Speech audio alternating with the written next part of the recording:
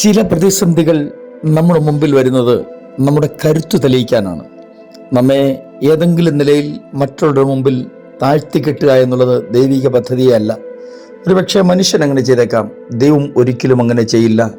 ദൈവികമായിട്ട് തന്നെ അല്ലെങ്കിൽ ദൈവത്താൽ തന്നെ ഏതെങ്കിലും നിലയിലുള്ള പ്രതിസന്ധികളിൽ നമ്മൾ ചെന്ന് പെടേണ്ടി വന്നാൽ തീർച്ചയായിട്ടും അവിടെ നമ്മൾ അപമാനിക്കപ്പെടുകയില്ല, നിന്ദിക്കപ്പെടുകയില്ല.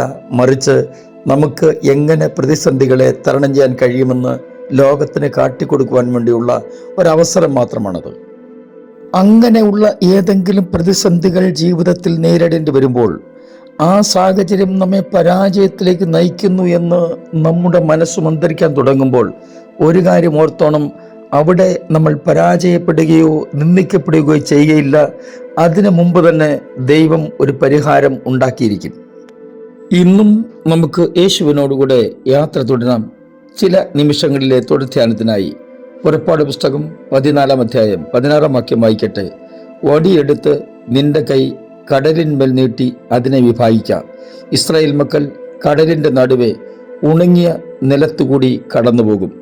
ദീർഘമായ 430ഓളം വർഷത്തെ കഠിനമായ അടിമവേലയ്ക്ക് ശേഷം അല്ലെങ്കിൽ അടിമ ജീവിതത്തിന് ശേഷം അവരെ സ്വാതന്ത്ര്യത്തിലേക്ക്, കനാൻ നാട്ടിലേക്ക്, ദൈവത്തിൻ്റെ വാഗ്ദത്ത നാട്ടിലേക്ക് നയിക്കുവാൻ ദൈവത്താൽ നിയോഗിക്കപ്പെട്ട ആളായിരുന്നു മോശെ.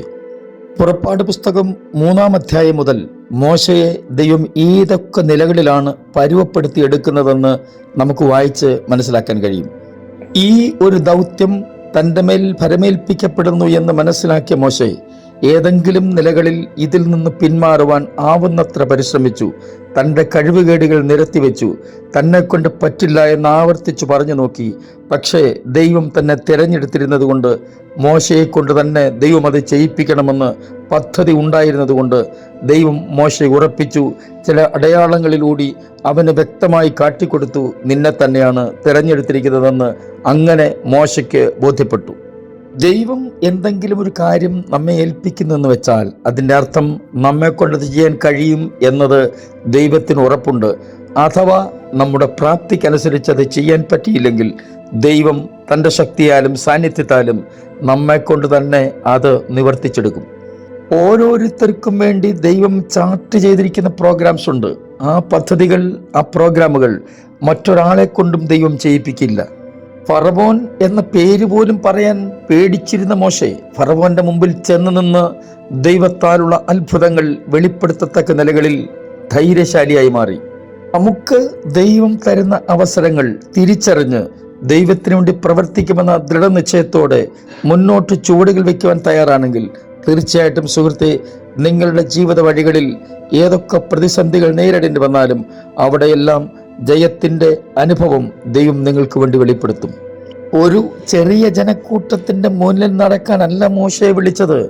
ഏകദേശം 600,000 വരുന്ന പുരുഷന്മാർ മാത്രമുള്ള, സ്ത്രീകളും കുട്ടികളും എല്ലാം കൂടെ ചേർത്ത് 25 ലക്ഷത്തോളം വരുന്ന ജനങ്ങളുടെ മുമ്പിലാണ് മോശ നടക്കേണ്ടത്. അവർക്ക് നേതാവായിട്ടാണ് നടക്കേണ്ടത്.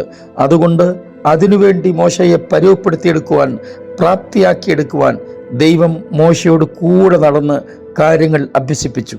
ദൈവത്തിൻ്റെ വാഗ്ദത്ത വചനങ്ങൾ പൂർണ്ണമായിട്ടും വിശ്വസിച്ചിറങ്ങിത്തിരിച്ച മോശെ ഒരിക്കൽ പോലും ഇങ്ങനെ ഒരു പ്രതിസന്ധിയുടെ മുമ്പിൽ ചെന്ന് നിൽക്കേണ്ടി വരുമെന്ന് വിചാരിച്ചില്ല. ഇപ്പോൾ ഇവരുടെ യാത്ര ചെങ്കടലിൻ്റെ തീരത്ത് വന്ന് നിൽക്കുകയാണ്. പിന്നിൽ അണിനിരക്കുന്ന മുഴുവൻ ജനങ്ങളും ഒരേ സ്വരത്തിൽ മോശയ്ക്കെതിരെ പിറുപിറുക്കുന്നു. ഈ മരുഭൂമിയിൽ മരിക്കാനാണോ ഞങ്ങളെ കൂട്ടിക്കൊണ്ടുവന്നത് എന്ന നിലയിലുള്ള ചോദ്യങ്ങളാണ് അവരിൽ നിന്ന് ഉയർന്നുകൊണ്ടിരിക്കുന്നത്. നമ്മളൊക്കെ ചെയ്യുന്നതും ചെയ്യാൻ സാധ്യതയുള്ളതുമായ കാര്യം മോശയും ചെയ്തു. 13 വാക്യം ഇങ്ങനെയാണ് പറയുന്നത്: അതിന് മോശ ജനത്തോട്, ഭയപ്പെടേണ്ട, ഉറച്ചു നിൽപ്പിൻ. യഹോവ ഇന്ന് നിങ്ങൾക്ക് ചെയ്യുവാനിരിക്കുന്ന രക്ഷ കണ്ടുകൊള്ളുവിൻ. നിങ്ങൾ ഇന്ന് കണ്ടിട്ടുള്ള മിസ്രയീമ്യരെ ഇനി ഒരു നാളും കാണുകയില്ല. യഹോവ നിങ്ങൾക്ക് വേണ്ടി യുദ്ധം ചെയ്യും, നിങ്ങൾ മിണ്ടാതിരിപ്പിൻ എന്ന് പറഞ്ഞു. ഇങ്ങനെ മോശെ ജനത്തെ ധൈര്യപ്പെടുത്തുക. അതാ ഞാൻ പറഞ്ഞത്, നമ്മൾ ചെയ്യുന്നത് പോലെയൊക്കെ നമ്മളും ഇങ്ങനെയൊക്കെയാ. ഒരു ധൈര്യത്തിന് ഏതെങ്കിലുമൊക്കെ നിലകളിൽ മറ്റുള്ളവരെ ബലപ്പെടുത്താനും മറ്റുള്ളവരെ ധൈര്യപ്പെടുത്തുവാനുമുള്ള വാക്കുകൾ കണ്ടെത്തി അവരെ ഉറപ്പിക്കാൻ ശ്രമിക്കും. എന്നാൽ അതേ സമയം തന്നെ ഇവിടെ സംഭവിച്ചത് നോക്കൂ. തുടർന്നുള്ള വാക്കുകൾ ശ്രദ്ധിച്ചു പഠിച്ചാൽ നമുക്ക് ബോധ്യപ്പെടുന്നത് മോശെ ദൈവത്തോട് നിലവിളിക്കുകയാണ്. അപ്പോഴാണ് ദൈവം മോശയോട് പറയുന്നത്, നിലവിളിക്കുന്നതെന്ത്? മുന്നോട്ട് പോകാൻ ജനത്തോട് പറയുക. അതേ പ്രിയരെ, അന്നുവരെ തൻ്റെ ജീവിതത്തിൽ നേരിടേണ്ടി വന്നിട്ടില്ലാത്ത ഒരു വലിയ പ്രതിസന്ധിയുടെ മുമ്പിൽ മോശ ചെന്ന് നിൽക്കുകയാണ്. പിന്നിൽ അണിനിരന്നിരിക്കുന്ന ജനം തന്നെ കല്ലെറിഞ്ഞു കൊല്ലുമോ എന്ന് പോലും മോശ ഭയപ്പെട്ടു.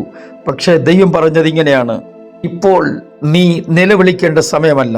നിനക്ക് വേണ്ടി ഞാൻ ചില കാര്യങ്ങൾ നേരത്തെ പ്രോഗ്രാം ചെയ്തിരുന്നത് നിന്നോട് അരുളി ചെയ്തിട്ടുണ്ട്. അതനുസരിച്ച് നീ കാര്യങ്ങൾ ചെയ്യുക. തുടർന്നാണ് ദൈവം പറയുന്നത്, അതായത് നമ്മൾ വായിച്ച വാക്യം, വടി എടുത്ത് കടലിൻ്റെ നേരെ നീട്ടുക. വിശദമായിട്ട് അവിടെ പറഞ്ഞിരിക്കുന്നത് ഇങ്ങനെയാണ്, വടി എടുത്ത് നിന്റെ കൈ കടലിൻ്റെ നേരെ നീട്ടുക, കടലിനെ വിഭാഗിക്കുക. നിന്റെ കൂടെയുള്ള മുഴുവൻ ജനവും ഉണങ്ങിയ നിലത്തുകൂടി കടന്നു പോകും. ഇതാണ് ദൈവത്തിൻ്റെ ഉറപ്പ്. ഒരു കാരണവശാലും പ്രതിസന്ധിയുടെ മുമ്പിൽ തകർന്നു പോകുവാൻ ദൈവം സമ്മതിക്കാതെ അതിനു മുമ്പ് തന്നെ നീക്കുപോക്ക് ദൈവം കൽപ്പിക്കും. കൊരിന്ത്യ ലേഖനത്തിൽ അപ്പോസ്തലനായ പൗലോസ് പറയുന്നത് പോലെ, നിങ്ങൾക്ക് പരീക്ഷ ഉണ്ട്, പക്ഷേ നിങ്ങൾക്ക് സഹിക്കാൻ കഴിയുന്നതിനപ്പുറത്തേക്ക് ആ പരീക്ഷ പരിധി കടക്കില്ല. പരീക്ഷയോടുകൂടെ നീക്കുപോക്കും ദൈവം കൽപ്പിച്ചിരിക്കും. ആകയാൽ ഭയപ്പെടണ്ട. ഇന്ന് നേരിടുന്ന ഏത് പ്രതിസന്ധികളും ധൈര്യത്തോടെ തരണം ചെയ്യാൻ ആവശ്യമായ ദൈവകൃപയ്ക്ക് വേണ്ടിയും ദൈവ സാന്നിധ്യത്തിനു വേണ്ടിയും ധൈര്യത്തിനു വേണ്ടിയും പ്രാർത്ഥിക്കുക. സ്വർഗീയ പിതാവേ, എൻ്റെ എല്ലാ പ്രിയപ്പെട്ടവരെയും അങ്ങയുടെ കരങ്ങളിലേക്ക് ഏൽപ്പിച്ച് അനുഗ്രഹിച്ച് പ്രാർത്ഥിക്കുന്നു. ജീവിതത്തിൽ നേരിട്ടുകൊണ്ടിരിക്കുന്ന പ്രതിസന്ധികളെയും വെല്ലുവിളികളെയും സധൈര്യം അങ്ങയുടെ സാന്നിധ്യത്തോടെ നേരിട്ട് ജയം നേടുവാൻ എല്ലാവരെയും സഹായിക്കണമേ. യേശു ക്രിസ്തുവിൻ്റെ അൻപുള്ള നാമത്തിൽ തന്നെ, ആമീൻ.